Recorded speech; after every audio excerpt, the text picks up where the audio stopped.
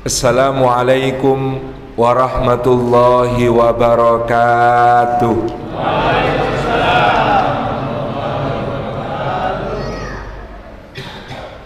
Alhamdulillahi wa kafa, wassalatu wassalamu ala rasulil mujtaba, sayyidina wa habibina wa syafi'ina wa maulana Muhammadinil Mustafa wa ala alihi wa ashabihi ahli sidqi wal wafa, thumma ala kulli man ittaba'al huda. Ashhadu an la ilaha illallah wahdahu la syarikalah wa ashhadu anna Muhammadan abduhu wa rasuluh la nabiyya wa la rasula ba'dah.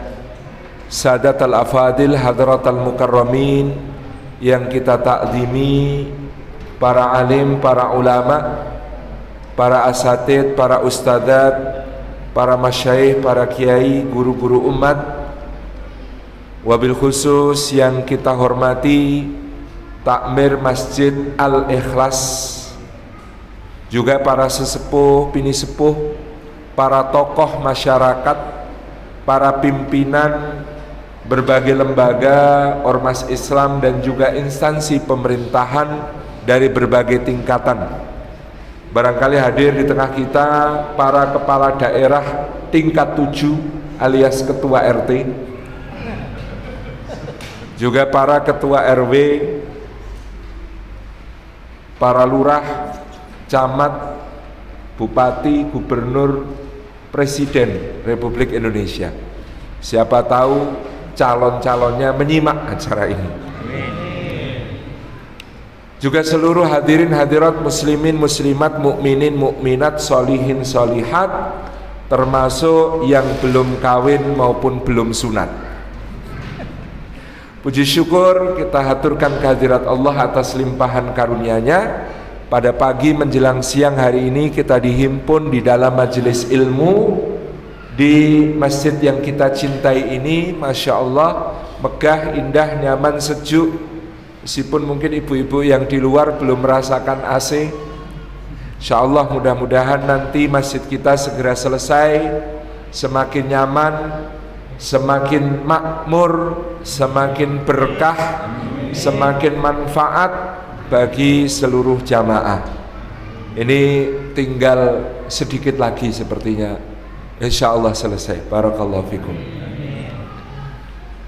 Dan mudah-mudahan setiap langkah yang kita tempuh ke rumah Allah ini, tiap tapaknya menggugurkan dosa-dosa kita, tiap tapaknya meninggikan derajat kita di sisi Allah Subhanahu wa ta'ala, tiap tapaknya menjadi pemudah jalan kita semua menuju ke surga.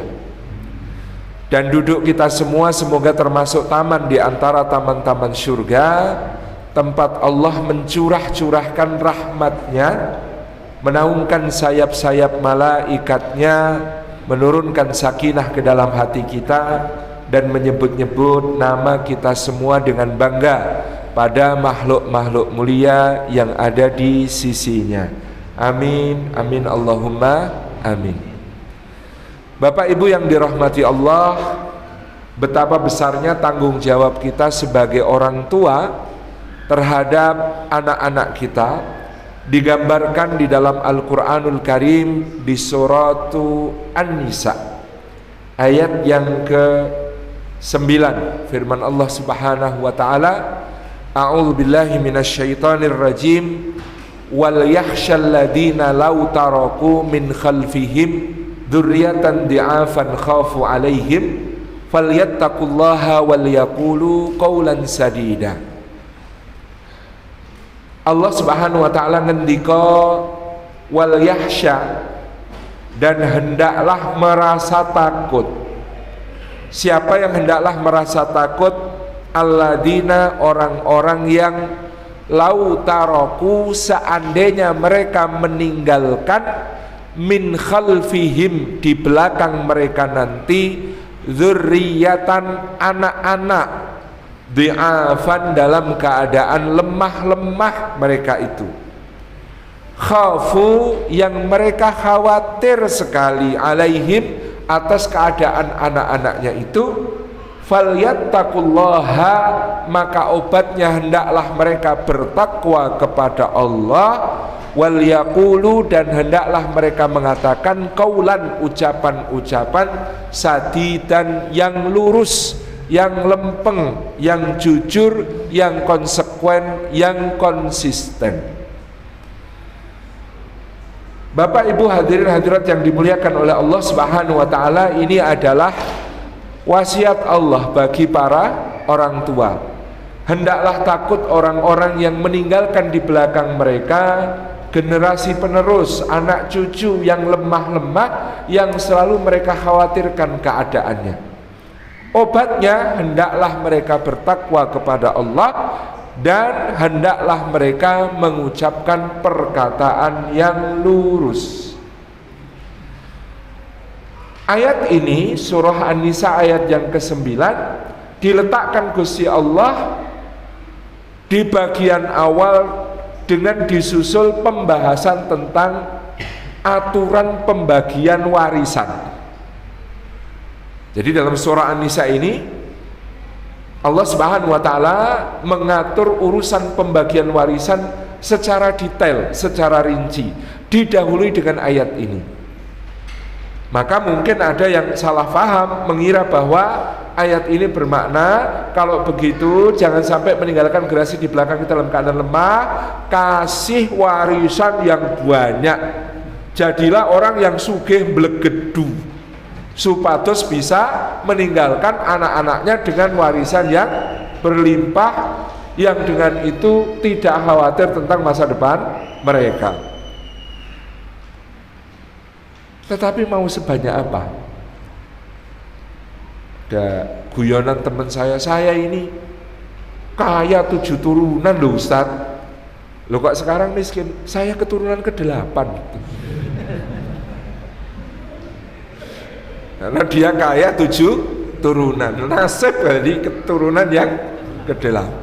Nah, maka justru ayat ini bicara tentang berapapun banyaknya harta yang kamu tinggalkan, kamu wariskan untuk anak-anakmu, tidak akan pernah cukup kalau kamu tidak membesarkan mereka atas dasar takwa dan atas dasar perkataan yang lurus.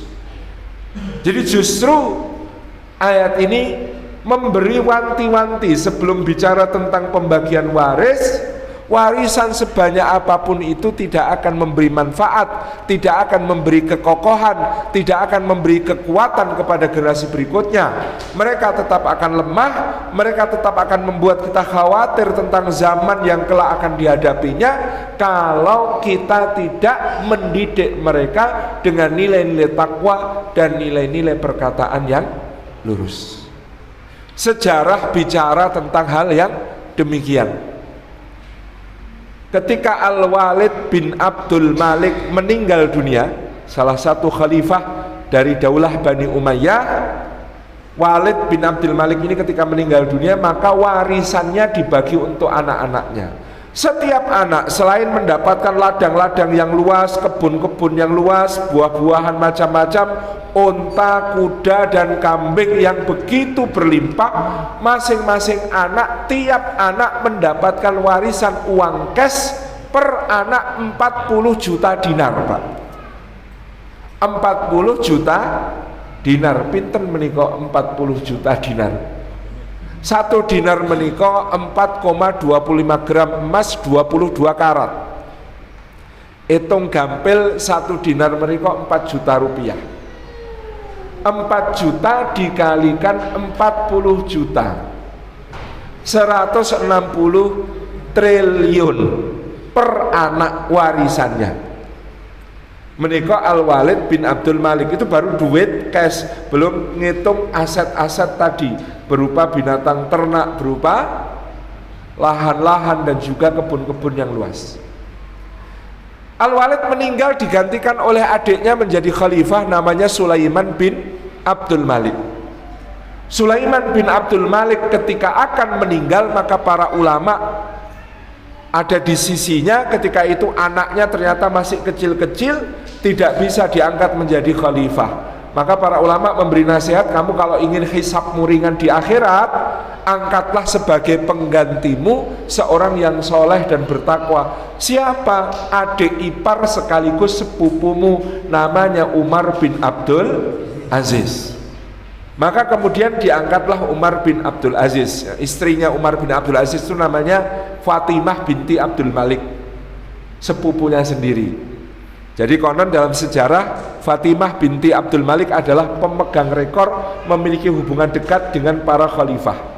Karena bapaknya jadi khalifah namanya Abdul Malik bin Marwan, dua kakaknya jadi khalifah namanya Walid bin Abdul Malik dan Sulaiman bin Abdul Malik, suaminya jadi khalifah namanya Umar bin Abdul Aziz, dua adiknya jadi khalifah namanya Hisam bin Abdul Malik dan Yazid bin Abdul Malik. Jadi total ada 6 kerabat dekatnya yang jadi khalifah. Itu pemegang rekor, tidak ada yang lain yang seperti itu, gitu ya. Nah, ketika Umar bin Abdul Aziz akan meninggal dunia, beliau khalifah yang barokah di dalam masa pemerintahannya yang 2,5 tahun. Ketika zakat dibagikan, banyak kejadian di mana tidak ada yang bersedia menerima zakat. Pada zaman beliau itu mencari penerima zakat itu susah. Bukan karena ujuk-ujuk jadi sugih semua, tapi semua menjaga kehormatan diri. Yang fakir merasa terhormat, saya enggak fakir, saya kuat, saya insya Allah mampu. Yang miskin juga begitu, dan lain sebagainya. Di masa beliau bahkan berkahnya itu ke berbagai aspek kehidupan, sampai serigala pun meninggal menjadi pengawal domba-domba yang digembalakan. Loh, biasanya serigala lah menerkam domba. Ini di masa Umar bin Abdul Aziz justru serigala menjadi seperti anjing gembala bagi domba-domba. Nah, kita lihat mungkin lulu gak bahaya gitu. Kok bisa seperti itu? Itu karena keberkahan luar biasa. Maka ada seorang gembala ketika satu hari ada serigala menerkam dombanya 1 ekor, dia nangis gerung-gerung. Temennya ngomentari, cuma 1 domba diterkam kamu nangis gerung-gerung. Enggak, itu yang ku tangisi bukan dombaku.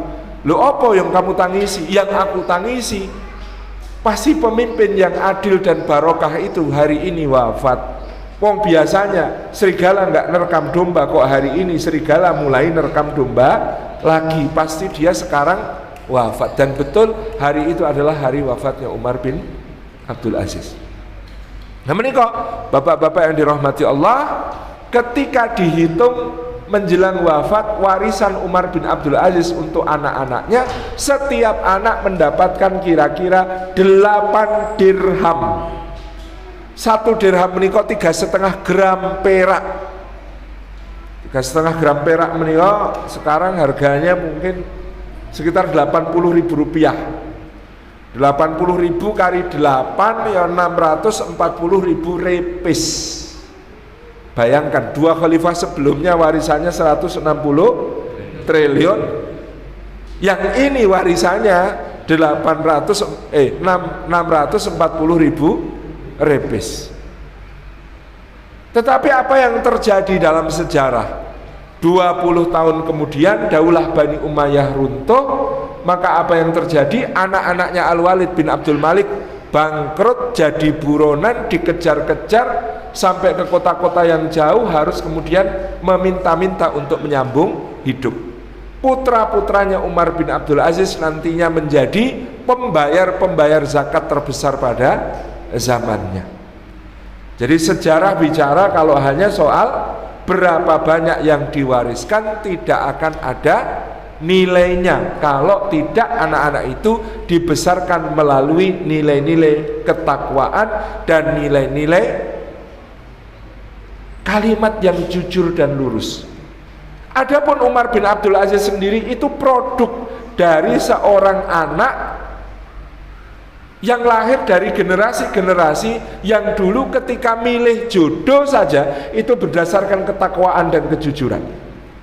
Panjenengan mungkin ingat ada kisahnya itu Sayyidina Umar sedang rondo pada suatu malam di kota Madinah. Ketika beliau sedang ronda, beliau ingat beliau melewati sebuah rumah, lalu di rumah itu beliau mendengar percakapan antara seorang ibu dengan anak perempuannya. Si ibu ini mengatakan kepada anak gadisnya, "Nduk, itu susu dagangan kita campuran air, Nduk, biar untung kita banyak."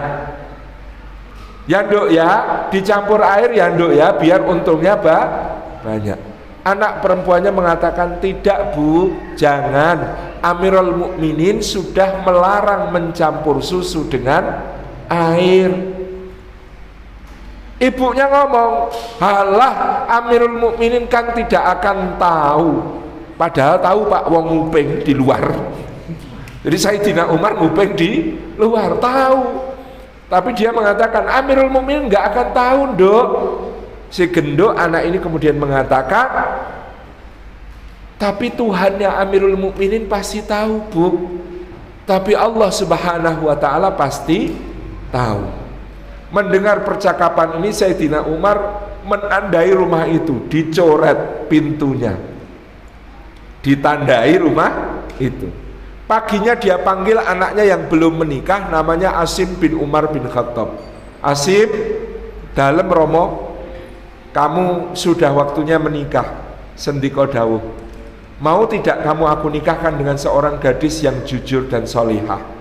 "Siap." Datangi rumah yang ada tandanya begini, "Lamar putrinya."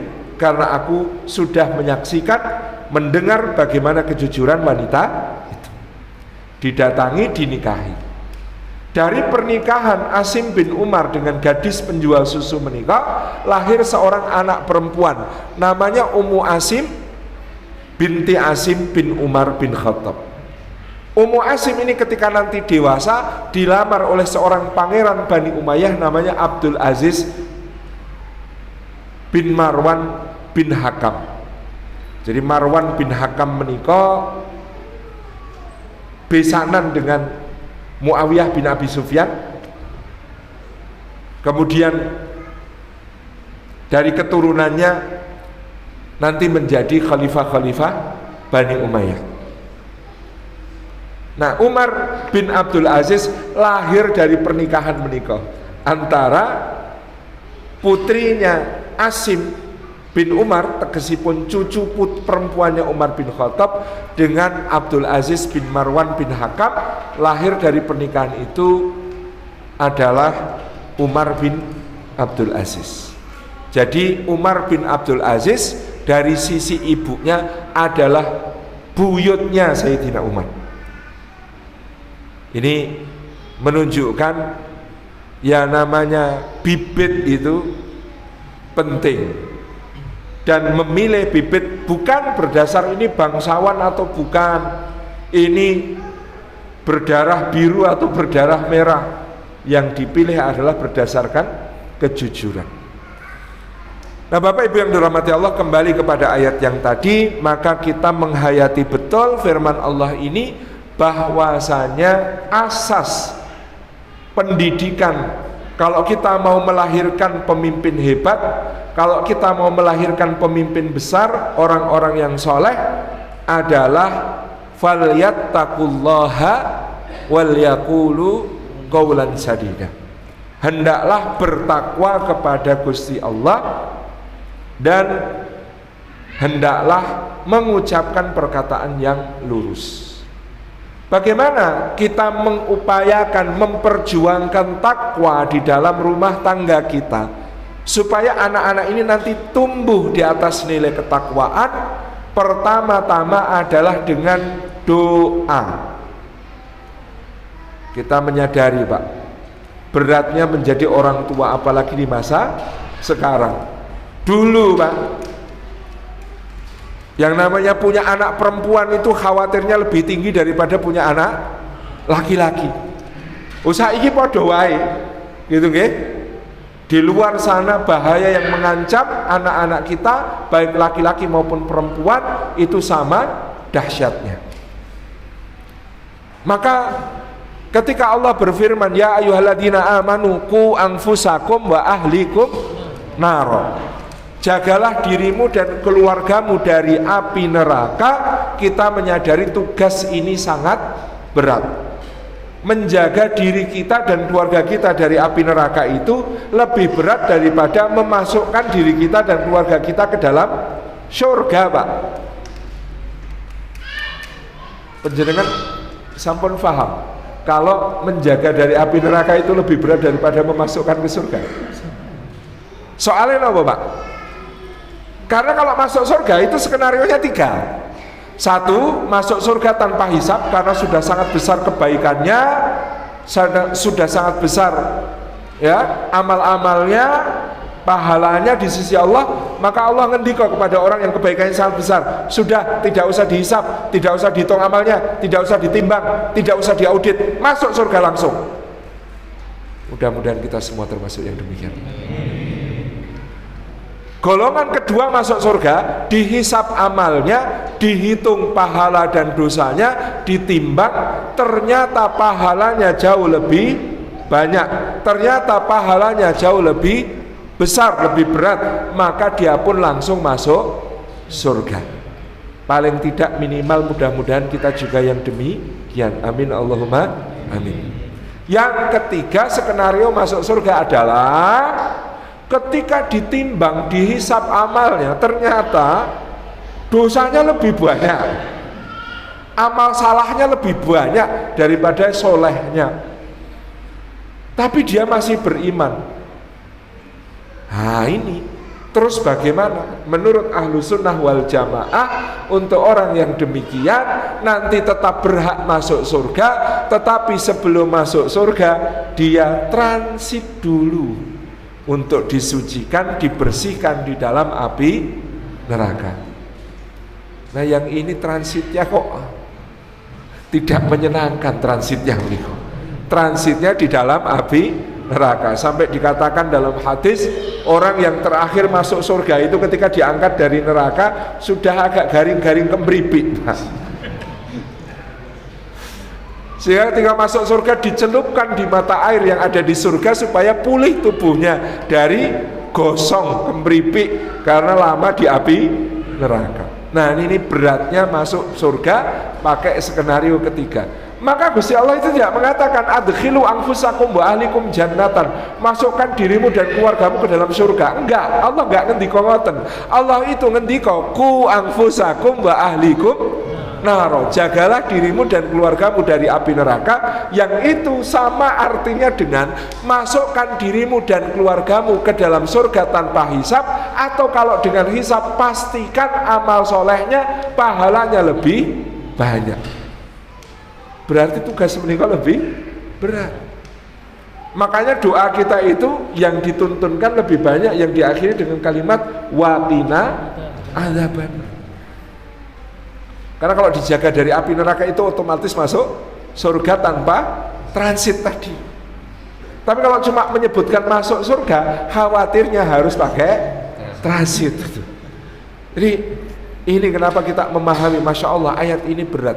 Karena tanggung jawab yang berat ini Pak Bu, kita itu tidak bisa ngawasi anak kita 24 jam sehari, tidak bisa bimbing anak kita 24 jam hari, tidak bisa untuk mendampingi anak kita 24 jam sehari. Sinten yang bisa Pak? Gusti Allah. Maka dari itu begitu kita menyadari tanggung jawab yang berat, ketakwaan itu berarti perbanyak mendoakan anak-anak kita, perbanyak mendoakan keluarga kita. Salah satu doa yang diajarkan dalam Al-Quran oleh para ibadur rahman dalam surat Al-Furqan, Rabbana hablana min azwajina wa dzurriyyatina qurrata a'yun waj'alna lil muttaqina imama. Masya Allah, doa yang sangat bagus. Pertama kita mohon kepada Allah anak kita, pasangan kita menjadi qurratu a'yun, menjadi penyejuk mata. Kalau sudah menyejukkan mata, sebelumnya sudah menyejukkan hati, karena mata adalah jendela hati. Maka perbanyak doa ini. Bapak-bapak berdoa ini berapa kali sehari Pak? Lali ya Pak. Pokoknya habis sholat upayakan doa ini jangan ucul.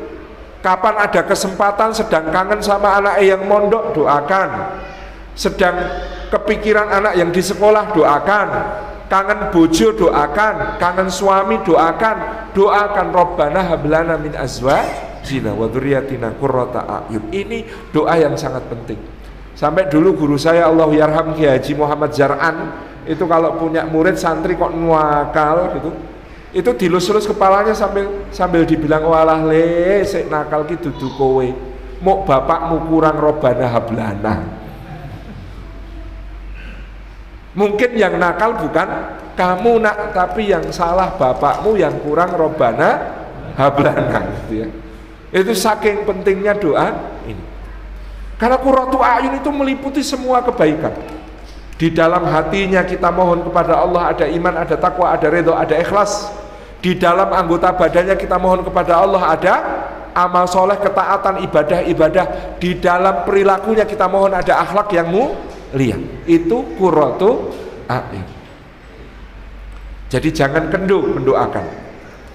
Apalagi dengan kalimat wa ja'alna lil muttaqina imama, supaya nilai takwa menjadi pengikat paling kuat di dalam keluarga kita. Jadi ini doa penting. Termasuk sak nesu-nesune, semarah-marahnya, sejengkel-jengkelnya sama anak, kalau bisa yang keluar dari lisan kita doa yang baik. Naudzubillah ampun ngantos nyepatani anak. Apalagi sampai ngomong ilang-ilang ondok siji. Saking jengkelnya orang tua dulu sering mengatakan ilang-ilang ondok siji. Jangan, kita ganti ucapan yang baik, doa yang baik, bahkan ketika saking jengkelnya kayak apa kepada anak. Ini yang cerita berikut ini yang menyampaikan cerita sambil meneteskan air mata. Beliau cerita begini, saya waktu kecil nakal sekali. Suatu hari ibu saya itu sedang bikin adonan-adonan kue untuk dibagikan kepada tetangga pada bulan Ramadan. Jadi ibunya itu bikin kue-kue gitu. Lalu karena ovennya cuma satu kan, adonannya harus antri untuk dimasukkan. Sehingga adonan-adonan kue ini diletakkan di di sebuah ruangan itu ditoto banyak begitu. Di dalam loyang-loyang begitu. Nah si anak ini cerita, lalu saya itu dari luar rumah nyidui pasir pakai ember. Lalu ketika masuk saya lihat adonan-adonan ibu saya itu, saya tuangi pasir semua sampai adonannya ketutupan pasir semua. Ketika melihat saya masih sedang nuangkan pasir itu, ibu saya muncul di pintu melihat saya begitu. Ibu saya kaget, tapi yang terucap dari lisannya adalah ya Allah anakku, Masya Allah, besok kamu jadi imam Masjidil Haram le. Besok kamu jadi imam Masjidil Haram. Anak ini yang didoakan ini sekarang sudah menjabat menjadi imam Masjidil Haram selama 46 tahun. Namanya Syekh Abdurrahman As-Sudais. Kecilnya kayak begitu nakalnya, tetapi ibunya kalau ndongake sing apik, ini akan menjadi kekuatan yang luar biasa bagi anak-anak kita. Jadi sak jengkel-jengkelnya, semarah-marahnya, jangan-jangan di saat itu justru doa kita sedang mustajab sebagai orang tua. Karena doanya orang tua untuk anak, kata Nabi SAW, seperti doanya Nabi untuk umatnya. Artinya mustajab di sisi Gusti. Dan jangan putus asa, apalagi tergesa-gesa kok kemudian mengatakan saiki lendungo esok-esok wis protes karo Gusti Allah. Ya Allah, kok anak saya belum soleh, sudah saya doakan sejak kemarin. Ampun tergesa-gesa. Saya punya banyak teman waktu SMA, Pak. Saya kenal orang tuanya orang-orang soleh, tokoh-tokoh dakwah. Ada yang bahkan ustadz terkenal. Iya, anaknya itu teman saya itu nuakal, gak karu-karuan. Dalam hati waktu itu saya sampai suudon, apa bapak ibu era kok berdidik? Apa bapak ibunya tidak kok berdidik sampai anaknya kok seperti ini? Padahal bapak ibunya tokoh-tokoh kebaikan yang terkenal. Tapi saya, Masya Allah, diberi pemahaman oleh Allah bahwa ternyata bapak ibunya tidak pernah lelah mendoakan.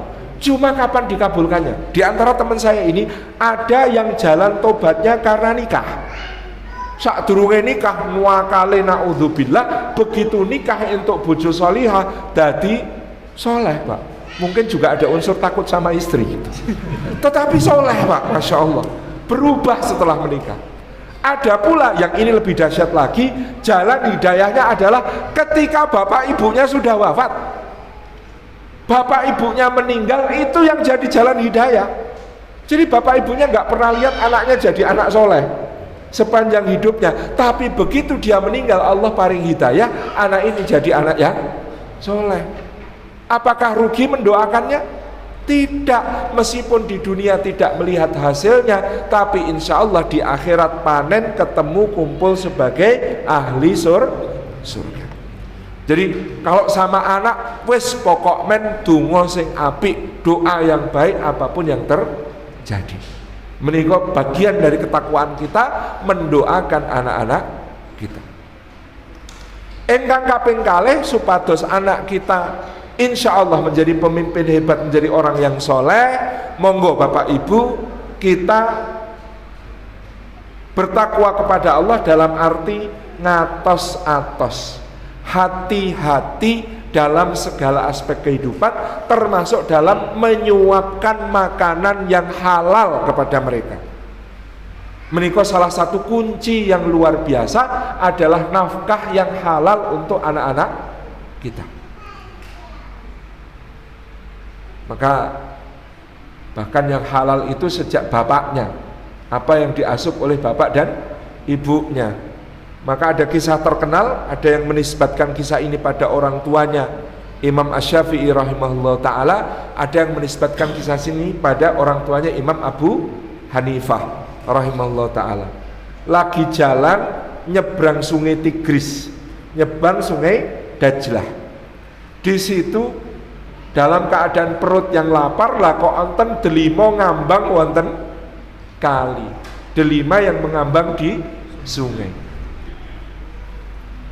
Namanya orang lapar, spontan Pak, delimanya diambil kemudian digigit bagian dalamnya, mak keres krenyes, disesep-sesep, sarinya masuk ke dalam perut. Pada saat itu baru sadar, astagfirullah, lah ini halal apa tidak? Yang punya ridho atau tidak, kok saya makan? Akhirnya hatinya gelisah, dia tidak bisa tenang sebelum mengetahui. Masya Allah, anak soleh, Sinten asmanina. Akhirnya dia putuskan, saya mau telusur tepian sungai ini ke arah hulu supaya ketemu di mana ada pohon delima di dekat sungai. Ditelusur, ketemu Pak, ada pohon delima manglung ke sungai dan memang sedang berbuah. Maka dia menduga dari sinilah delima itu berasal. Diparani rumah yang punya pekarangan itu. Ditanya, nyuwun sewu Pak, apakah ini delima dari pohon Bapak? Oh iya nak, memang ciri delimaku berbeda dengan pohon-pohon yang lain, buahnya warnanya ini, persis seperti yang kamu pegang. Nah ini Pak, saya nyuwun maaf punten, mohon maaf ini tadi itu hanyut di sungai, saya pas lagi lapar, kok saya merasa spontan terus saya makan, padahal saya belum tahu Bapak meridhoi atau tidak ini dimakan oleh seorang musafir seperti saya. Maka saya maksud kedatangan ke sini, ini tadi sudah terlanjur, sebagian tergigit oleh saya, tersesap sarinya masuk ke dalam perut saya. Nyuwun ridhonipun Bapak supados ini halal, karena saya takut sekali kalau ada bagian tubuh saya yang tumbuh dari barang yang haram. Si bapak ini juga kagum sama anak ini. Weh, arang-arang bocah zaman saiki mengkong ini kok dipikir halal harami sampai seperti ini. Maka langsung beliau mengatakan, saya halalkan dengan syarat. Syaratnya menopo Pak? Syaratnya kamu mau menikahi anak perempuan saya, yang anak perempuan saya itu buta, tuli, lumpuh, bisu. Coba bayangkan Pak, ini ujiannya. Mengarep jaluk halal delima kok juk kon ngepek bojo anake sing kira-kira kayane arep ra payu gitu. Buta, bisu, tuli, lumpuh. Tapi demi halalnya apa yang tadi dia makan dia sanggupi. Bismillah Pak, kalau memang itu menjadi jalan halalnya apa yang masuk ke perut saya lebih takut itu nanti menjadikan api neraka membakar diri saya, maka saya ridho apapun keadaan putri Bapak. Diakidkan, akad nikah selesai, menemui istrinya. Lah kok sempurna, ya wis ayu, tidak buta, tidak tuli, tidak bisu, tidak lumpuh. Loh katanya buta, maksudnya buta tidak pernah melihat yang haram. Loh katanya tuli, maksudnya tuli tidak suka mendengarkan yang sia-sia. Loh katanya bisu, maksudnya bisu tidak pernah ngomong dusta, ngomong jelek, bergunjing dan lain sebagainya. Loh katanya lumpuh, maksudnya lumpuh tidak pernah melangkahkan kaki ke tempat-tempat yang dimurkai Allah. Ngeten menika tanggung jawabnya orang tua, pengen punya anak yang soleh nantinya, sampai kemudian dengan perjodohan seperti dia ridho dan Allah berikan yang terbaik kepada dia. Hal yattaqullaha yang kaping 3 tirakat Pak.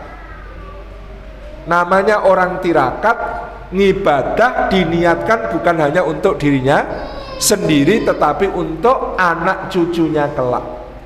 Maka kalau hari ini kita jadi orang soleh, kalau hari ini kita jadi orang yang Masya Allah mampu beramal ini itu, mau berbuat ini itu, bisa nderek bangun masjid, bisa nderek menyantuni anak yatim, fakir miskin, mungkin bisa mulia di tengah masyarakat karena kebaikan kedermawanan.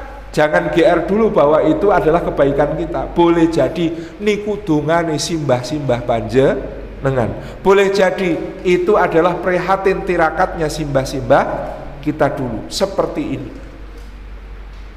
Gus Yahya, Ketua Umum PBNU sak menika cerita, saya itu mertamu ke tempat seorang kerabat kiai di Magelang. Saya sudah pakai sarung sik paling luarang, apik. Baju koko putih ya mereke ana gambari boyo cilik nika. Napa niku namine? Lacoste, napa niku? Itu nggih, lajeng wis nganggo jas, potongan jas sing le jahite ya penjahit nomor wahid soal jas teng Jakarta. Nganggo kopiah ya sing apik. Kula wis rumangsa saiki wong ketua PBNU jeneng. Ajeng sowan kepada menapa yang terhitung bagi beliau itu simbah cilik menika. Aku sowan mbah cilik. Nah, habis sowan ke sana itu simbah cilik saya itu ngeliatin saya ora ono kagum-kagume blas, malah mlengos. Yahya. Lho napa to Mbah? Lah ya kowe iki lho. Nek simbah-simbahmu mbiyen ora tirakat, kowe iki arep dadi apa? Wong kowe mbiyen mondok ya bubar, kuliah ora lulus. Inilah kamu seperti ini sekarang karena tirakate simbahmu. Habis itu saya langsung sungkem, nangis, guguk, kataku saya, wah ya iya. Mungkin ini karena tirakate simbah-simbah dulu, saya sekarang seperti ini. Nah, Gusmus itu cerita, Gusmus kan pakliknya, jadi bapaknya Kiai Bisri Mustafa. Kiai Bisri Mustafa adalah bapaknya Kiai Mustafa Bisri yang punya anak namanya Bisri Mustafa. Bingung sampai ya. Jadi Mas Sofa putranya Gusmus itu dulu pernah ditangkap polisi Jordania karena namanya Bisri Mustafa bin Mustafa Bisri, alamat Jalan Kiai Haji Bisri Mustafa. Iki palsu atau bener lah gitu kan? Kok alamat dan namanya kayak ngono gitu kan? Jadi cerita simbahnya itu namanya Podirono. Bener-bener kata beliau mu'alaf. Dulunya orang Kejawen, ketemu Kiai Mbah Maksum Lasem, lajeng kemudian menjadi santri. Nah, ketika menjadi santri karena beliau itu seorang pengusaha, seorang pedagang besar, itu wis le bekti karo kiai itu habis-habisan. Kiai Khalil Harun Kasingan, ke Kiai Maksum Lasem dan lain sebagainya, itu kalau ngaturi, memberi, Kiai mau bangun apa, beliau yang menyediakan semua. Sampai ketika haji ini Pak, ini ceritanya Kiai Mamun Zubair, ya, salah satu Kiai Sarang, itu ketika haji wonten Jeddah nih kok, kan dari Jeddah ke Madinah itu bisa naik onta zaman itu. atau naik oto alias mobil lawas itu. Nah, sewa oto itu harganya berlipat-lipat kali dibandingkan sewa onta. Maka ketika kiai-kiai sarang itu mau ke Medina naik onta, sama Pak Podirono ini dikasih duit, kiai jangan naik onta, naik oto semua. Nih Pak Kiai ini naik oto, naik oto, naik oto, naik oto. Dah begitu Mbah Podirono sudah naik oto duluan, kiai-kiai sarang ini kemudian rembukan, kelompok wae engko bali nggo bangun pondok. Jadi uangnya yang untuk nyewa oto itu mereka kumpulkan, lalu mereka naik onta. Ketika pulang itu dipakai untuk bangun pondok. Nah, pondok sarang itu salah satunya karena sedekahnya Mbah Podirono itu. Jadi tirakatnya simbah-simbah dulu itu manfaatnya untuk kita luar biasa. Ada dalilnya dalam Quran Ustaz, ada dalam surat Al-Kahfi, episode terakhir kisah Nabi Musa dan Nabi Khidir. Ketika beliau berdua menegakkan dinding yang hampir roboh, itu dikatakan dinding yang hampir roboh ini di bawahnya terdapat simpanan kekayaan untuk 2 anak yatim di kota itu. Loh, apa kebaikannya 2 anak yatim ini sampai Allah untuk menyelamatkan harta mereka itu ngutus 2 orang manusia paling mulia di zaman itu. Yang satu Rasul Ulul Azmi, pemimpin Bani Israel, Nabi Musa alaihissalam. Yang satu Nabi Khidir, guru beliau. Kok bisa-bisanya Allah sampai utus 2 hambanya yang paling terpilih untuk menolong 2 anak yatim ini? Apa kebaikan 2 anak yatim ini? Cuma satu, Pak. Wa kana abuhuma salihan. Bapaknya mereka berdua dulu adalah orang soleh. Bapak yang soleh, kebaikannya dirasakan oleh anak-anaknya karena kesolehan bapak itu Allah mengutus 2 makhluknya yang terpilih untuk menolong 2 anak yatim tersebut. Dalam tafsir Ibnu Katsir disebutkan yang dimaksud bapak dalam ayat ini bukan bapak langsung, tapi kakek ke-7. Kakek ke-7. Jadi bukan langsung, kakek ke-7. Kesolehan kakek ke-7 masih dirasakan kebaikannya oleh cucu ke-7. Nah, dalam bahasa Jawa, bopo topo, anak nompo, putu melu, buyut katut, canggah keserambah. Bopo topo, bapak yang tirakat, bapak yang ibadah, bapak yang beramal soleh. Anak nompo, anak akan menerima hasilnya. Putu melu, cucu masih ikut kebagian. Buyut katut, buyut masih terikutkan mendapat manfaat. Canggah keserambah, canggah masih kecipratan kebaikannya. Masya Allah. Terus panjenengan diniatkan ora ketang satu bentuk amalan kecil, ada amalan yang kita niatkan untuk kebaikan kita dan seluruh anak cucu. Saya punya teman namanya Pak Gopar, penjual gorengan di dekat Pondok Rapiak. Pak Gopar penjual gorengan ini tidak pernah tinggal puasa Daud, tidak pernah tinggal sholat tahajud. Apa rahasianya? Lah iya Gus, wong nek saya itu kalau sudah habis isya itu sudah kangen Gus sama Gusti Allah. Makanya nunggu subuh niku ras ronto Gus, pengen selak ketemu Gusti Allah, makanya tahajud. Loh kalau puasa itulah kebahagiaannya 2 Gus. Kebahagiaan pertama saat berbuka, kebahagiaan kedua saat nanti ketemu Gusti Allah. Loh ketemu Gusti Allah di dunia itulah ya sholat Gus. Jadi siapa yang pengen harinya bahagia diukai poso. Karena poso niku berbukanya bahagia, sholatnya juga jadi bahagia. Masya Allah. Jelek sangat menerima Pak. Yang namanya Pak Gopar. Loh, saya tanya lagi, sampean kok sakit ngoten niku? Itu biar ceritanya gimana? Gara-gara Kiai Khalil Bisri. Kiai Khalil Bisri niku satu saat rawuh ke Krapyak, lalu saya minta untuk mijitin. Ketika saya mijitin, ada santri nyuguhkan makan minum, saya disuruh makan minum sama Kiai Khalil Bisri. Ayo makan minum Par. Mboten Pak Yai, saya puasa. Loh, ampuh temen Par, bapakmu dulu apa ya tirakat? Bapak saya alhamdulillah kalau puasa ya sekali-sekali Pak Kiai. Sholat tahajud juga ndak rutin, sesekali saja, tapi nggih ngelakoni. Alhamdulillah ya Par. Lah iya lho Par, bapak ibumu saja sudah tirakat, kamu cuma jadi kayak begini. Lah kalau kamu tidak tirakat, anakmu besok mau jadi kayak apa? Zulep, kata Pak Gopar. Habis itu Gus pun saya nggak ninggal sing ngamal-ngamal ngoten iki, bismillah sak kuwate dilakoni. Anak-anaknya Pak Gopar, masya Allah tabarakallah, saat menikah semuanya hafidh-hafidh Quran. Penjual gorengan di dekat pondok kerapian. Nah menikah Bapak Ibu yang dirahmati Allah, tirakat menikah penting. Kalau dulu Allah yarham Ki Haji Muktamid Khalil, guru saya, kalau ada santri kok wakal, wangel ngajine, angel digugah subuh, macam-macam menikah, yang dipanggil pertama orang tuanya, bukan anaknya. Pak, Bu, nyuwun tulung dibiantu anaknya supaya mondoknya baik, mondoknya betah, mondoknya giat.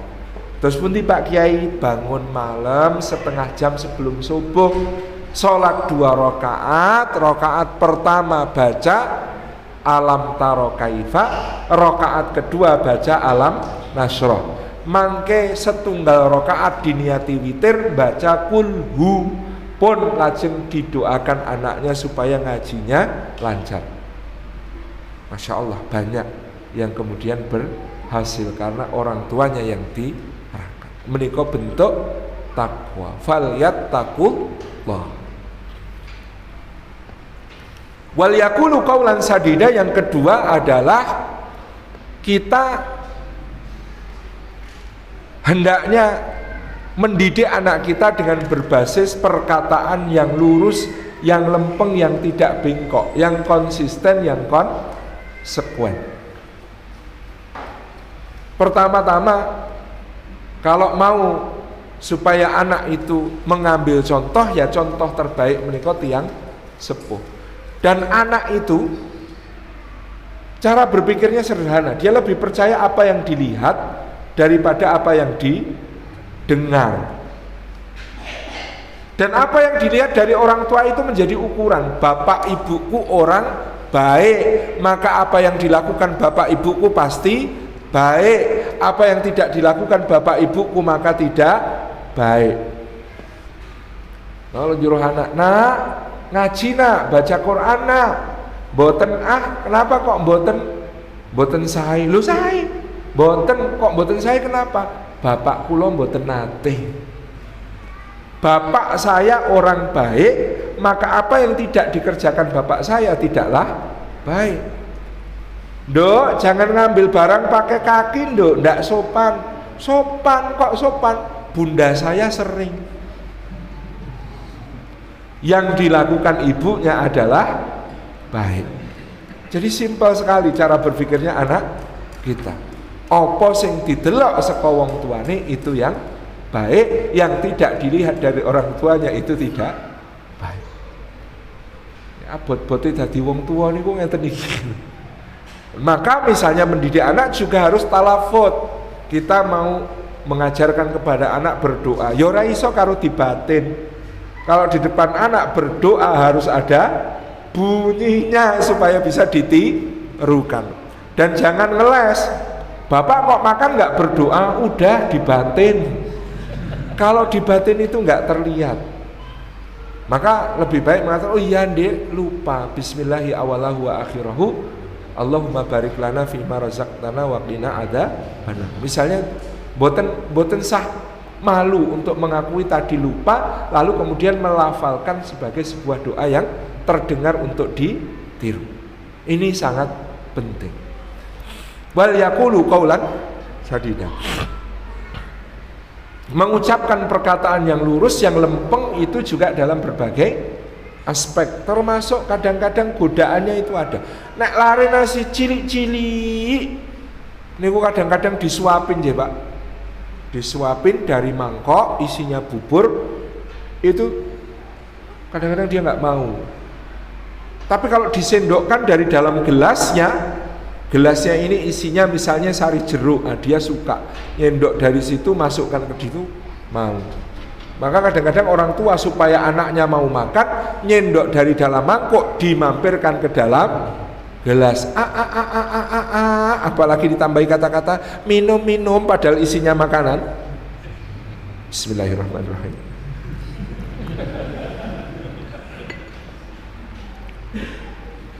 Menika Mungkin anaknya tidak protes, Pak. Tapi dalam hati dia belajar, oh begitu caranya. Sesok meneh tujuan menghalalkan cara.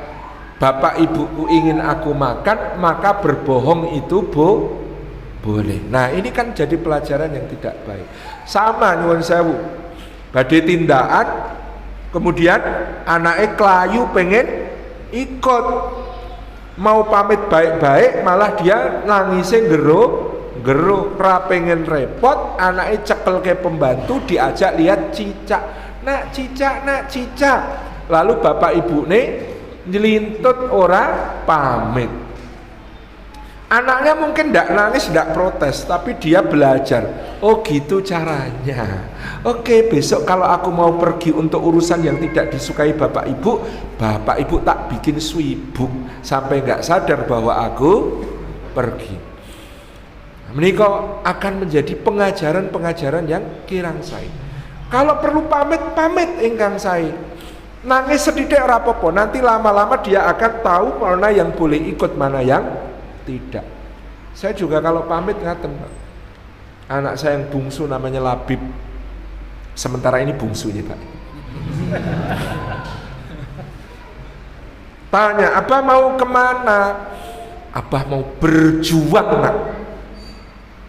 Jadi kan kalau ditanya anak sebaiknya pakai diksi yang bagus seperti ini. Berjuang, Nak. Kadang-kadang ditanya, Bapak mau kemana? Cari duit buat kamu. Yang buat kamu itu berapa persen?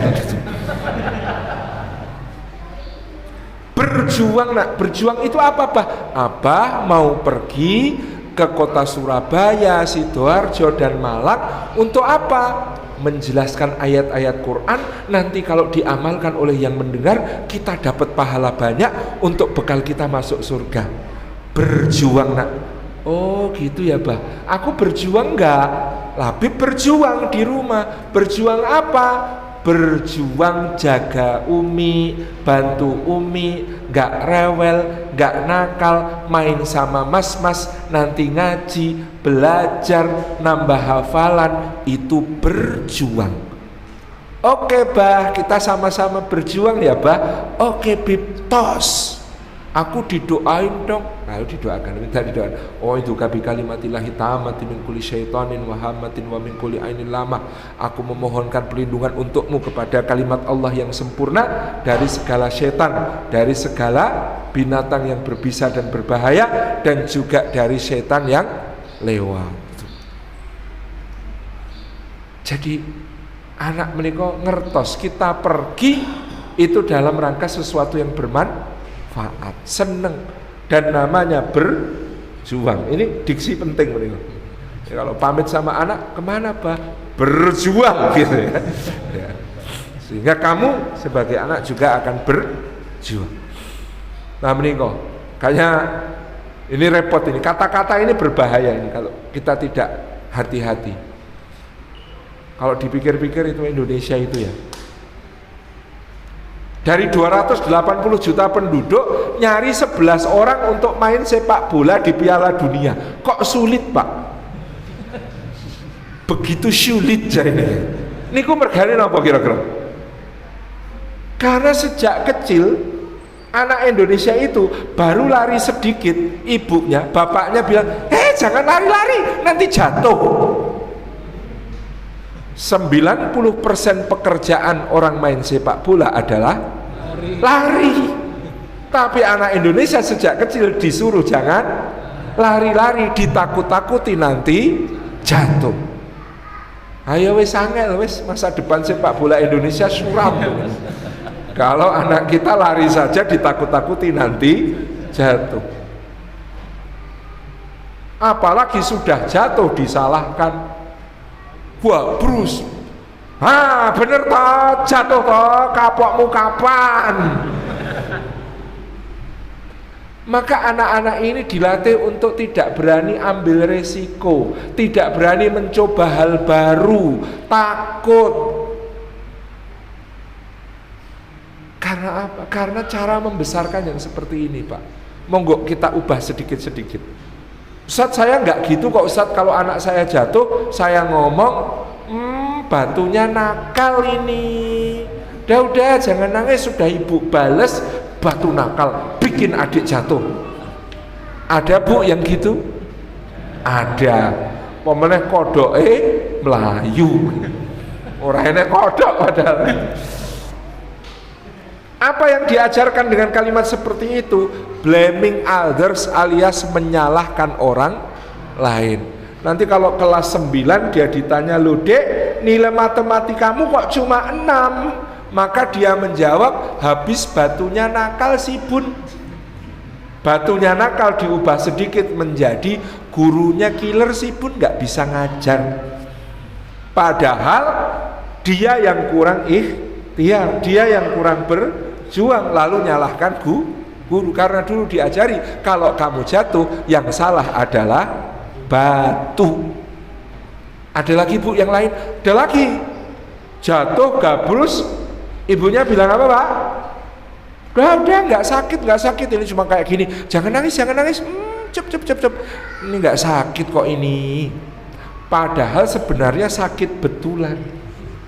Apa yang terajarkan menjadikan anak ini tidak peka, tidak berempati. Nanti ada orang yang menderita, cuma kayak gitu. Disuruh bantu bencana alam, manja nanti. Udah nggak usah dibantu. Lihat orang Palestina didolimi tentara Israel, paling victim itu. Lebih parah lagi nanti ibunya umur 65, encok pegel ini, asam urat kumat. Aduh nah ini sakit banget enak. Udah tua kok nangis toh bu, malu-maluin. Kayak gitu aja loh, gak sakit itu. Kamu kok durhaka. Ternyata waktu kecil dia merasa sakit, ibunya bilang tidak sakit. Wah Pak Ustadz, kok salah semua. Terus kalau anak jatuh suruh ngapain kita?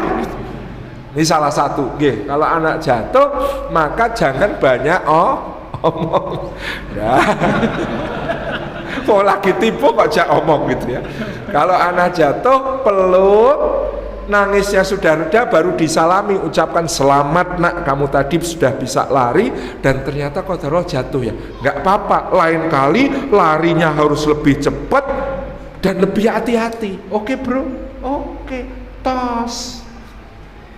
Lah ya daripada anak manjat pohon mangga depan rumah, ibunya khawatir, aduh, daripada ngomong enak nanti jatuh. Lah malaikat itu mengaminkan doa para ibu ya.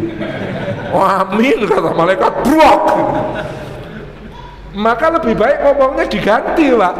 Masya Allah nak, udah sukses sampai di atas, coba sekarang turun ke bawah. Meskipun artinya sambil ketar-ketir gitu ya.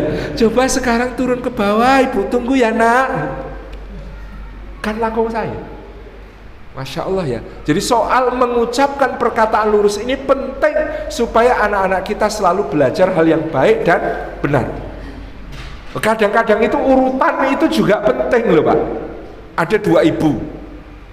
Kedua ibu ini punya anak yang sama-sama susah dibangunkan dan sama-sama suka minum susu.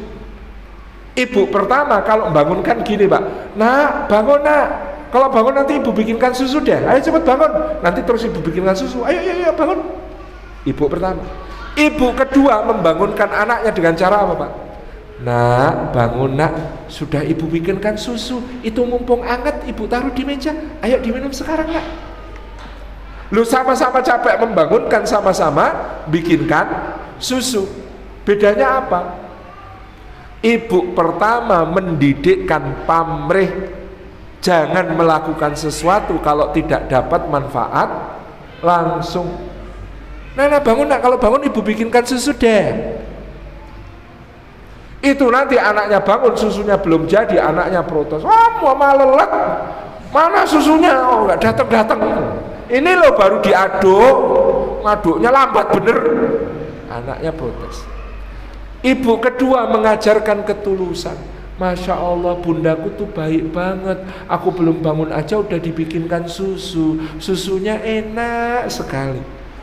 Beda pak. Memang soal adab dan takdib itu kadang-kadang bukan hanya bendanya tapi konteksnya. Kados nyuwun sewu panjenengan bertamu ke rumah saya sendirian, sebelum panjenengan ada 5 orang tamu, saya suguh 6 gelas minuman. Tamunya pulang, lalu tinggal panjenengan, dan di situ masih ada 1 minuman nganggur, belum diminum.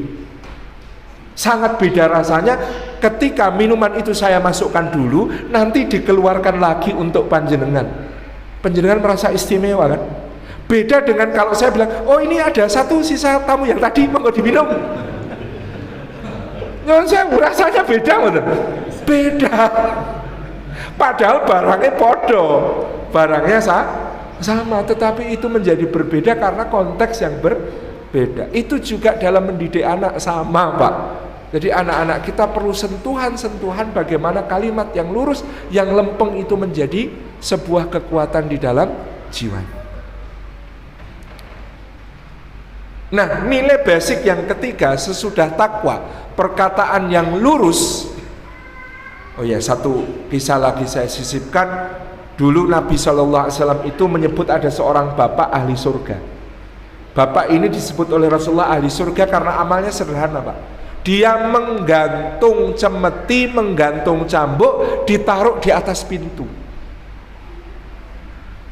Terus dia ngumpulkan anak-anaknya, dia ngomong, nak, lihat cambuk di atas pintu itu, nak. Kalau kalian mendapati bapak kalian ini melanggar larangannya Gusti Allah, nak, maka masing-masing kalian boleh mencambuk bapak kalian ini. Sama, tapi kalau bapak nemuin kalian melanggar larangan Allah, maka bapak juga akan mencambuk kalian pakai cambuk ini. Ini namanya konsisten dan konsekuen. Jadi Masya Allah ya, Rasulullah memuji bapak ini sebagai ahli surga karena dia mendidik anak-anaknya dengan cara konsisten dan konsekuen seperti itu. Nah, nilai untuk melahirkan pemimpin hebat anak-anak kita berikutnya yang ketiga adalah kita pelajari dari salah satu ayah terbaik dalam Al-Quran, yaitu Sayyidina Luqman Al-Hakim. Kalau kita lihat kurikulum pendidikannya Luqman Al-Hakim menika standar yang sangat bagus. Kurikulum pendidikannya Luqman Al-Hakim yang pertama tauhid. Ya bunayya la tusyrik billah. Nak, jangan mempersekutukan Allah. Itu tauhid. Yang kedua, kurikulum pendidikannya Luqman Al-Hakim itu muraqabatullah. Bahwa Gusti Allah itu selalu mengawasi, mencatat dan akan membalas amal kita. Ya bunayya innaha intakum mithqala habbatin min khardalin fatakum fi sahra aw fis samawati aw fil ardi ya'ti bihallah. Nak, kalau ada seberat biji dzarrah di dalam langit, bumi, atau di dalam bebatuan yang tersembunyi di langit, di bumi, kecil sekali, nggak ada yang tahu, tapi Allah pasti tahu dan Allah akan mendatangkan balasannya. Nih kok kurikulum kedua. Kurikulum ketiga, ya bunayya aqimis shalah. Seterusnya kurikulum mengajarkan ibadah. Yang keempat, wala tusair khaddaka linas, dan seterusnya kurikulum mengajarkan akhlak. Yang kelima, waqsid fi masika waghdud min sautik, dan seterusnya kurikulum mengajarkan adab. Jadi kurikulumnya Luqman Al-Hakim itu 5: tauhid, muraqabatullah, ibadah, akhlak, adab. Tapi sebelum itu ada satu nilai dasar penting yang Allah sebutkan menjadi dasar dari semua pendidikannya Luqman, yang kalau tidak ada yang ini, maka pendidikan yang tadi tidak akan efektif. Apa itu, Pak? Allah berfirman, walaqad ataina Luqmanal hikmata anishkur lillah wa may yashkur fa innama yashkuru li nafsihi wa man kafara fa innallaha ghaniyyun hamid. Allah Subhanahu wa taala mengatakan, walaqad ataina, dan benar-benar sungguh-sungguh telah kami anugerahkan Luqmana, kepada Luqman, al-hikmata, hikmah. Hikmah itu apa? Kita sering menyebut hikmah itu kebijaksanaan. Kata Sayyidina Umar bin Khattab, Hikmah itu bukan mengetahui yang benar dan yang salah, tapi mengetahui yang lebih benar di antara yang benar dan yang lebih ringan salahnya di antara yang salah-salah. Jadi hikmah itu bukan hanya mengetahui mana benar mana salah, tapi mengetahui mana yang paling benar di antara yang benar-benar dan mana yang paling ringan salahnya di antara yang salah-salah. Nah, itu namanya hikmah. Dan hikmah apakah yang diketahui dianugerahkan kepada Luqman? Yang paling mendasar hikmah itu adalah anishkur lillah. Hikmah untuk pandai bersyukur kepada Gusti Allah. Dan ini sangat penting kita hidupkan di dalam keluarga kita untuk bersyukur kepada Allah dan saling mensyukuri satu sama lain kepada Allah. Iklim syukur itu kurang. Menurut berbagai penelitian psikologi, yang kurang dari keluarga-keluarga di Indonesia adalah apresiasi pada hal baik. Nyun sewu Pak Bu, kalau ini kita itu sama anak-anak, kalau mereka salah, kita itu responnya cepat. Negur, marahi, kadang-kadang nyiwel, jiwit, jewer, itu kita pintar. Tapi mengapresiasi yang baik-baik yang berhasil dilakukan, itu kita jarang. Sehingga kekuatan untuk berbuat baik anak Indonesia itu kurang. Karena apa? Yang baik-baik tidak diapresiasi, sehingga mereka tidak tahu bahwa itu adalah hal yang baik. Contoh kecil, anak kita umur 3 tahun atau 4 tahun makan sendiri wis pinter. Habis itu dia bawa piringnya, berusaha dia bawa ke wastafel tempat cuci piring. Qadarullah di tengah perjalanan piringnya lepas dari genggaman, jatuh, pecah. Pertanyaannya, mana yang kita komentari? Apakah yang kita komentari adalah inisiatifnya, tanggung jawabnya yang sangat baik, berani mau membawa piringnya ke tempat cuci piring sebagai bentuk tanggung jawab, atau yang kita komentari piring yang jatuh, jatuhnya piringnya? Iya. Ini menunjukkan kita kurang iklim apresiasi di rumah. Kalau kita mau adil mengomentari anak itu, maka kita akan mengatakan begini: Masya Allah nak, anak bunda keren. Habis makan piringnya dibawa ke tempat cuci piring. Itu namanya anak yang bertanggung jawab. Keren nak, lanjutkan. Qadarullah ya nak ya, jatuh ya, gak sengaja ya, pecah ya, gak apa-apa. Sekarang mas yang bersihin, bunda bantu. Ingat, diksinya penting ini. Mas yang bersihin, bunda yang bantu. Meskipun nanti bundanya ngerjakan lebih banyak, tapi statusnya hanya membantu. Karena pelaku dan penanggung jawab, subjek utama kejadian itu adalah dia. Ini yang akan membuat dia merasa jadi pemimpin, Pak. Tapi kalau bundanya ngomongnya, saya marah repot, mikir-mikir, sini biar bunda yang bersihin, maka sampai gede apa-apa adalah biar bunda aja. Nanti kelas 6 sudah pinter harusnya untuk bantu-bantu, diajak cuci piring, kan terngiang-ngiang kalimat waktu kecil, apa-apa itu biar bunda aja, biar bunda aja. Ini yang terjadi kalau kita tidak ada. Jadi apresiasi, makanya penting sejak sekarang latihan. Bapak-bapak nanti pulang matur nuwun sama ibu. Bu, jazakillahu khairon bu, sudah menjadi perdana menteri di dalam kerajaan rumah tanggaku yang aku adalah presidennya. Makasih ya bu, kalau nggak ada ibu kacau semua, ambiar kabeh. Jazakillahu khairon sudah mau jadi istrinya bapak, mau membesarkan anak-anaknya bapak, mau masakkan bapak, mau ngurusi bapak. Kalau lagi sakit dan lain sebagainya, ibu pahlawan luar biasa. Ibu-ibu juga begitu. Terakhir matur nuwun sama bapak kapan bu? jazakallahu khairan ya Pak, sambut ketika pulang dari kerja, apalagi dibukakan pintu langsung sayang gitu. Wah itu langsung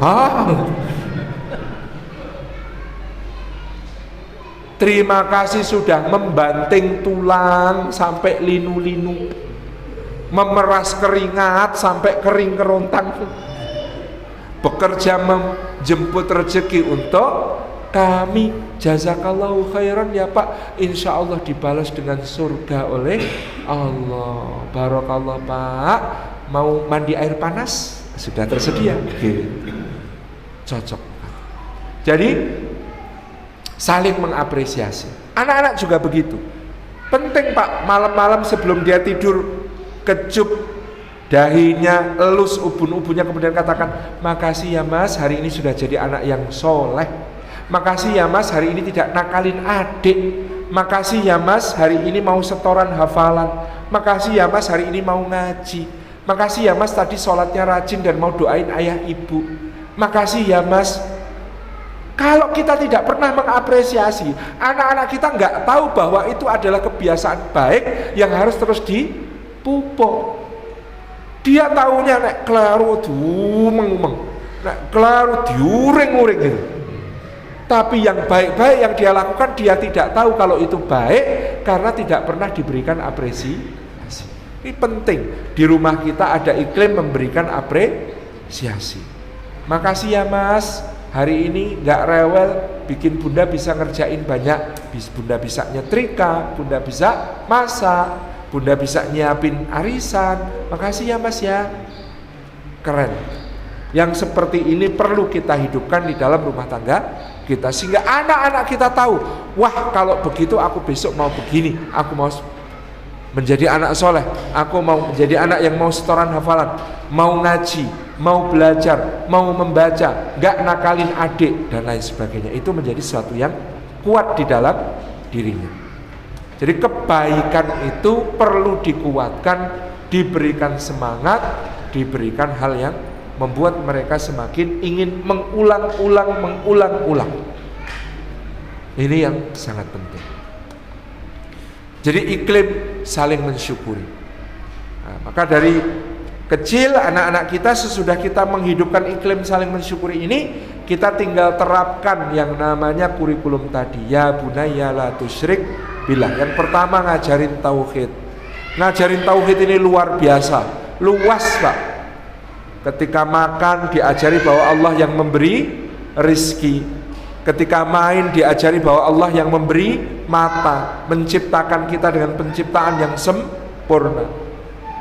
Diajari tentang kegunaan telinga, dikembalikan bahwa Allah yang memberikan kebaikan kepada kita. Masya Allah. Sini nak, mau jadi ustadz kok ya nak ya? Ya sini. Mau ngisi pengajian sama Ustadz sini? Masya Allah, barakallah. Mudah-mudahan jadi imam Masjidil Haram. Barakallah. Alhamdulillah. Jadi ini yang kemudian menjadikan anak-anak kita selalu mengembalikan bahwa semuanya ciptaan Allah. Nak, lihat nak, matamu ini nak, Masya Allah, indah sekali nak. Cuma 2 bola kecil dimasukkan ke dalam lubang di wajahmu, tetapi dengan itu kamu bisa melihat seluruh alam semesta yang sangat indah.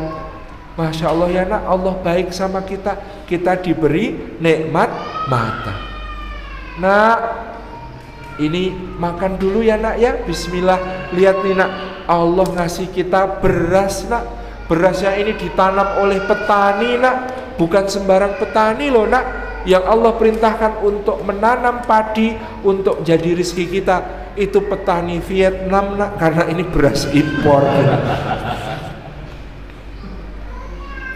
Demikian pula ini nak, Masya Allah, lauknya tempe nak. Tempenya ini nak, kedelainya Allah datangkan, ditanam oleh petani di Amerika nak.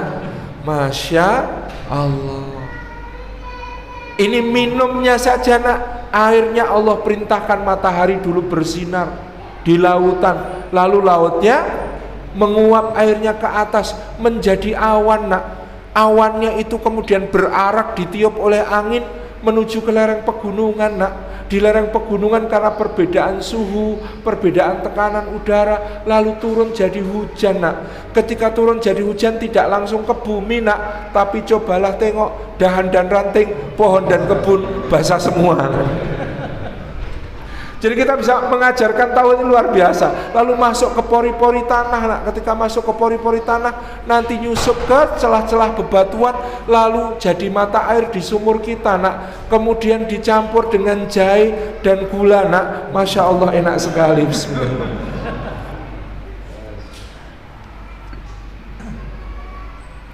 Jadi mengajarkan tauhid itu begitu luas yang bisa kita lakukan. Kalau istri saya itu ganti popok saja jadi pelajaran tauhid. Subhanallah, popoknya sudah penuh. Masya Allah, kita bersyukur sama Allah ya, nak, sambil dilepas ya, nak, ya. Bismillahirrahmanirrahim. Alhamdulillahilladzi adhaba annil adza wa afani. Terima kasih ya Allah yang sudah menyaring darahnya adik di dalam ginjal.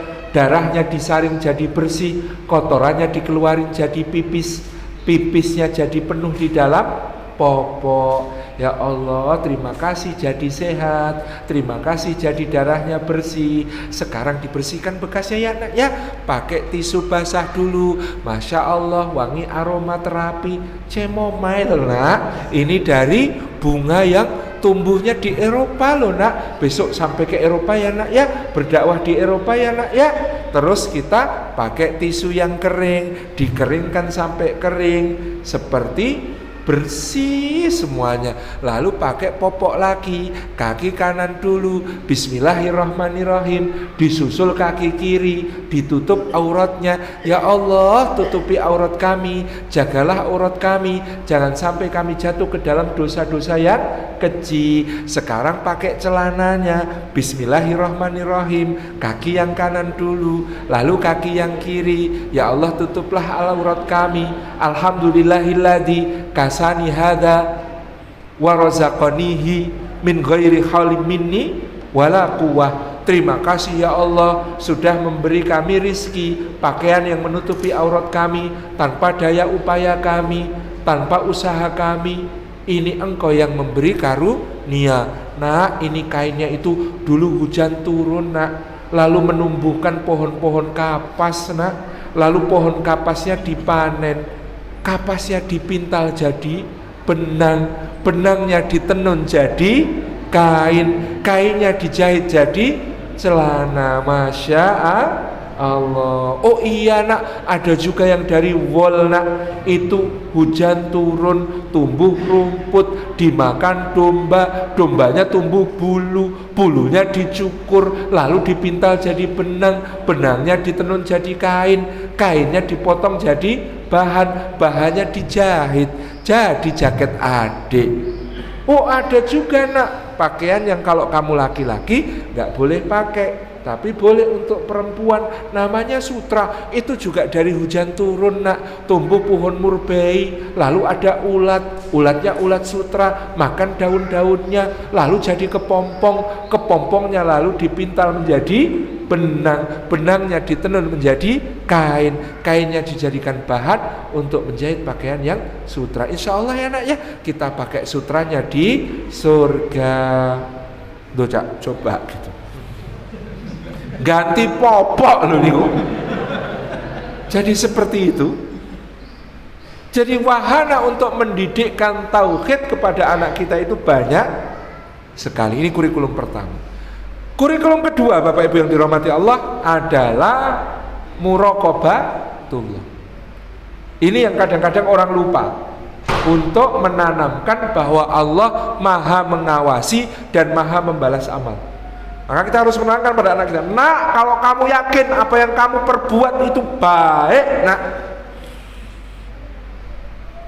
meskipun ayah nggak lihat, nggak bisa ngasih jempol, meskipun bunda nggak lihat, nggak bisa memeluk bangga, meskipun teman-teman nggak lihat, nggak bisa kagum, Meskipun ustadz-ustadzah nggak lihat, nggak bisa muji, tapi kalau kamu yakin itu baik, nak, lakukan, karena Allah pasti tahu. Allah pasti ngasih balasan, dan balasan dari Allah, nak, lebih indah dari pelukan bunda, lebih indah dari jempolnya ayah, lebih indah dari kekaguman teman-teman, lebih indah daripada pujian ustadz atau ustadz. Sebaliknya, nak, kalau kamu mau melakukan yang buruk, meskipun ayah nggak lihat, nggak bisa jewer kamu, bunda nggak lihat, nggak bisa nyubit kamu, teman-teman nggak lihat, nggak bisa ngolok-olok kamu, ustadz-ustadzah nggak lihat, nggak bisa negur marahin kamu, tapi kalau itu buruk, nak, Allah juga pasti akan mendatangkan balasan. Ini penting untuk kita tanamkan. Termasuk menanamkan tentang siapa yang membalas. Kadang-kadang orang tua itu, nah, nanti kalau hafal juz 30 diajak main ke taman mini ya, nak, ya, sama Dufan ya, nak, ya. Janji. Apa tidak boleh? Ustaz, boleh.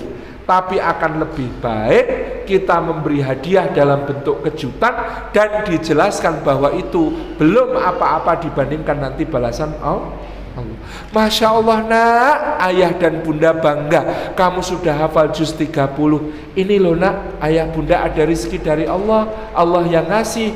Ayah bunda belikan sepeda buat kamu. Lanjutkan ya, nak, ya, karena insya Allah kalau kamu istiqomah, nanti balasan dari Allah lebih indah, lebih dahsyat daripada sekedar sepeda yang dibelikan ayah. Kalimat-kalimat semacam ini jauh lebih kuat asar pendidikannya bagi anak-anak kita. Kedua. 3, kurikulumnya ibadah. Saya dulu bertanya-tanya, kok Rasulullah itu bersabda, murru auladakum bis salati wahum abna'u sab'i sinin. Perintahkan anakmu untuk salat ketika dia berusia 7 tahun. Lu kok nunggu 7 tahun kenapa?